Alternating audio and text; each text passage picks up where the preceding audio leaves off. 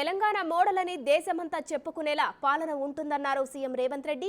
ఆర్థిక కష్టాలున్నా 6 గ్యారెంటీలను ఖచ్చితంగా అమలు చేస్తామన్నారు.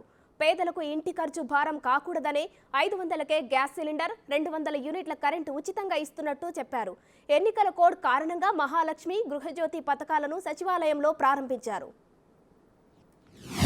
విధంగా తెలంగాణ రాష్ట్రంలో సంక్షేమ పథకాలను అమలు చేసుకుంటూ రాష్ట్రాన్ని అభివృద్ధి పదం వైపు నడిపించే బాధ్యత మేము తీసుకుంటున్నాము.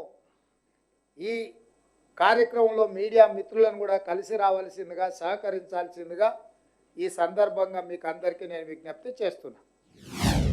తండ్రి కొడుకులు కానీ, మామ అల్లుడు కానీ, ఇది జరగకపోతే బాగుండు, అది ఇవ్వకపోతే బాగుండు, ఇట్లాంటి ఆలోచనతో ఎన్నో రకాల ప్రయత్నాలు చేస్తున్నారు, ప్రచారాలు చేస్తున్నారు.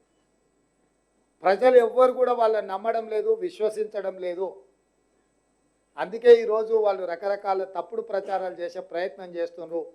ఏది ఏమైనా శ్రీమతి సోనియా గాంధీ గారు మాట ఇచ్చిండ్రు అంటే మాట తప్పని, మడమ తిప్పని నాయకురాలు శ్రీమతి సోనియా గాంధీ గారు. వారు ఏదైనా మాట ఇచ్చిండ్రు అంటే అది శిలాశాసనం. ఆ శిలాశాసనాన్ని చరిత్రలో సువర్ణ అక్షరాలతో లిఖించదగే విధంగా మా ప్రభుత్వం అమలు చేసి తీరుతుంది. సోనియా గాంధీ గారు ఇచ్చిన మాట ఏది కూడా ఈ రాష్ట్ర ప్రభుత్వం అమలు చేయకుండా ఊరుకోదు.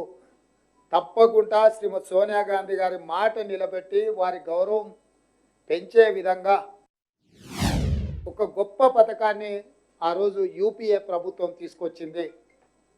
ఆనాడు సిలిండర్ గ్యాస్ పొయ్యి సిలిండర్ ధర 400 రూపాయలకే మహిళలకు అందుబాటులోకి తీసుకొచ్చి పేదల కష్టాలు తీరవాలని ప్రయత్నం చేసింది.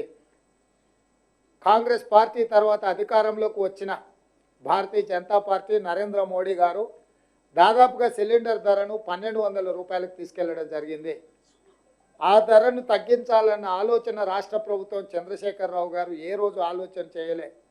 కేంద్ర ప్రభుత్వం పెంచినా కొద్దీ తనకు కూడా జీఎస్టీలో ఆదాయం వస్తుంది, ఇతర ఆదాయాలు వస్తాయని ఆదాయ వనరుగా మాత్రమే చూసిండు తప్ప ఏదైనా సబ్సిడీ ఇవ్వడం ద్వారా సిలిండర్ ధరను తగ్గించాలన్న ఆలోచన ఆనాటి ముఖ్యమంత్రి, గత ప్రభుత్వం ఎప్పుడు కూడా చేయలేదు. I request the CS garu to also join. Sir, ముందుకు రండి సార్. బాబు కార్డులేస్తున్నాం.